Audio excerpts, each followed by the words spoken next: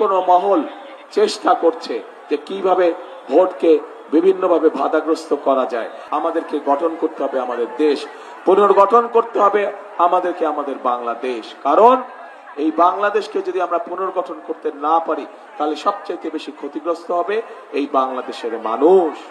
কাজেই বাংলাদেশের মানুষের ভাগ্যের পরিবর্তন করতে হলে অবশ্যই এই দেশের আমাদেরকে কঠোর পরিশ্রম করতে হবে এবং এই পরিশ্রম করতে হবে আমাদেরকে ঐক্যবদ্ধভাবে।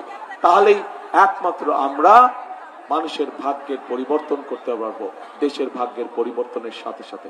এর আগেও যতবার বিএনপি দেশ পরিচালনার দায়িত্বে ছিল ততবারই কোনো না কোনো ভাবে বিভিন্ন এলাকায় উন্নয়নমূলক কর্মকাণ্ড গঠিত হয়েছে। আপনাদের এলাকার হাসপাতালগুলোতে কাজ শুরু হয়েছিল, স্কুল কলেজগুলোকে মেরামত করা হয়েছিল, নতুন স্কুল কলেজ তৈরি হয়েছিল, গ্রামে গঞ্জে রাস্তাঘাট তৈরি করা হয়েছিল। কাজেই প্রিয় ভাইরা, আমাদের যদি সেই রাজনীতির ধারা আবার চালু করতে হয়, একই সাথে যদি নতুন পরিকল্পনার মাধ্যমে এলাকা এবং এলাকার মানুষের ভাগ্যের পরিবর্তন করতে হয়, তাহলে আমরা যেরকম আমাদের পরিকল্পনার কথা আপনাদের সামনে তুলে ধরেছি, আপনাদেরকেও তাহলে একই রকমের পরিকল্পনা গ্রহণ করতে হবে। আমরা কিভাবে দেশ পরিচালনা করতে চাই সেই কথা আপনাদের সামনে সংক্ষেপে আমি তুলে ধরেছি। কারণ আমাদের হাতে পরিকল্পনা রয়েছে, যেই পরিকল্পনার মাধ্যমে আমরা এই দেশের মানুষের ভাগ্যের পরিবর্তন ঘটেছে।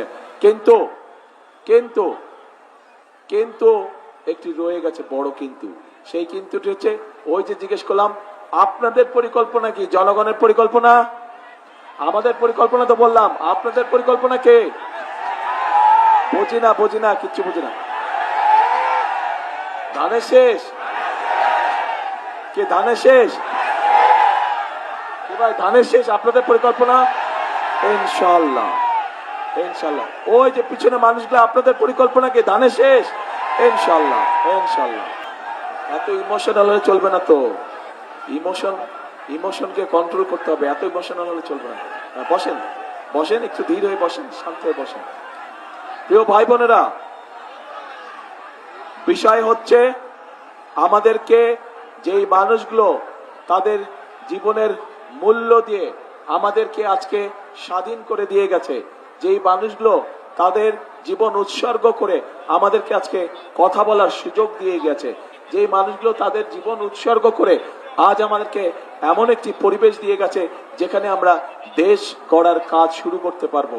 কাজেই আমাদেরকে অবশ্যই খুব সতর্ক এবং সঠিকভাবে এই সময়কে ব্যবহার করতে হবে, যাতে করে আবার কেউ এসে বাংলাদেশের মানুষের ভোটের অধিকারকে কেড়ে নিতে না পারে, বাংলাদেশের মানুষের কথা বলার অধিকার কেড়ে নিতে না পারে। প্রিয় ভাই বোনেরা, আগামী দিন হচ্ছে দেশ গড়ার দিন, আগামী দিন হচ্ছে দেশ গড়ার রাজনীতি, আগামী দিন হচ্ছে মানুষের ভাগ্য বদল করার দিন, আগামী দিন হচ্ছে মানুষের শুভ দিন শুরু হবে আগামী দিন। কাজেই আমরা যদি সকলে ঐক্যবদ্ধ থাকি, আমরা যদি সকলে সতর্ক থাকি, তাহলে আমাদের এই অধিকার কেউ কেড়ে নিতে পারবে না। কোন মহল চেষ্টা করছে যে কিভাবে ভোটকে বিভিন্নভাবে বাধাগ্রস্ত করা যায়।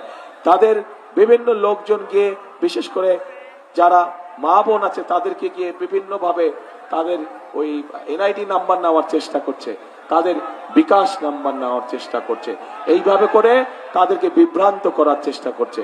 আপনারা যারা মা বোনরা আজকে এখানে উপস্থিত আছেন, ভাইয়েরা যারা উপস্থিত আছেন, আপনারা আপনাদের ঘরে গিয়ে এরকম যদি কোনো ঘটনা হয়ে থাকে সেই ব্যাপারে মা বোনদেরকে আপনারা সতর্ক করবেন, আপনারা মুরব্বীদেরকে সতর্ক করবেন যে যারা ভোটের আগে এইসব অনৈতিক কাজ করতে পারে, তারা যদি সুযোগ পায় কিভাবে তারা দেশকে বিক্রি করে দিবে, এই বিষয়ে তাদেরকে সতর্ক করতে হবে।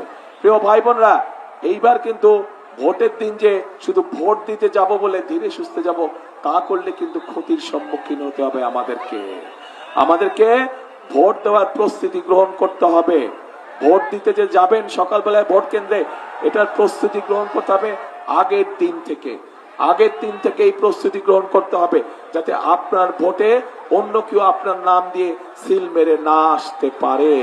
এই ব্যাপারে সতর্ক থাকতে হবে এবং যার যার এলাকার ভোট কেন্দ্র সেই ভোট কেন্দ্রে আপনাদের সতর্ক দৃষ্টি রাখতে হবে, যাতে যারা যারা ভোট দিতে চাচ্ছে, যারা যারা ভোটার, অবশ্যই তাদের ভোট দেবার অধিকার আছে, কিন্তু সঠিক লোকটা ভোট দিচ্ছে নাকি অন্য কোনো এলাকা থেকে এসে তার নাম দিয়ে কেউ ভোট দিচ্ছে, এই ব্যাপারে আপনাদেরকে সতর্ক থাকতে হবে।